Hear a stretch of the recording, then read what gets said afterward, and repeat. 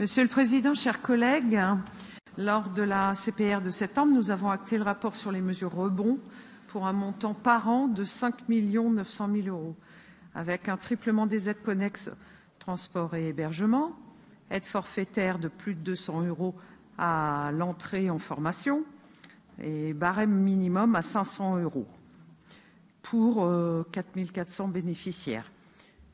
3 mesures entrant en concurrence avec les dispositifs de Pôle emploi et d'autres instances, nous vous l'avions dit. Nous avions eu l'occasion de vous alerter en commission sur les inégalités territoriales des aides à la mobilité. En 2018, je vous demandais combien de centres d'éducation routière étaient recensés par la région pour l'aide à la mobilité et plus particulièrement au permis de conduire. Mes recherches de l'époque indiquaient 0 dans le Cher, 1 en Eure-et-Loir, 1 dans l'Indre, 0 en Indre-et-Loire, 0 dans le Loir-et-Cher, 2 dans le Loiret. Aujourd'hui, il y en a un de plus dans le Loiret. Et de façon mystérieuse et sournoise, vous aviez l'air de découvrir le fait.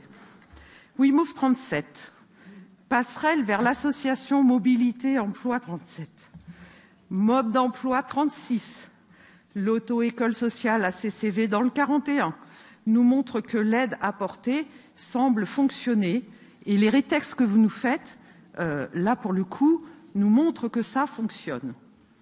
Mais il y a des associations qui existent dans les autres départements. Pourquoi ne sont-elles pas aussi, elles, subventionnées? Pourquoi ne faites-vous pas cette communication à l'ensemble des territoires de la région? Alors que dire de cette surenchère du permis de conduire de 1 800 € maximum, alors que Pôle emploi propose déjà cette aide pour un montant minimum de 1 200 €? Nouvelle concurrence entre les instances ou nouvelle démonstration de la régionalisation de Pôle emploi? Quant à la communication, au regard de ce que vous écrivez dans ce rapport, je travaille dans l'informatique depuis 32 ans, l'émulation des informations par le SPRO devrait demander peu de temps, puisqu'elle semble exister partout.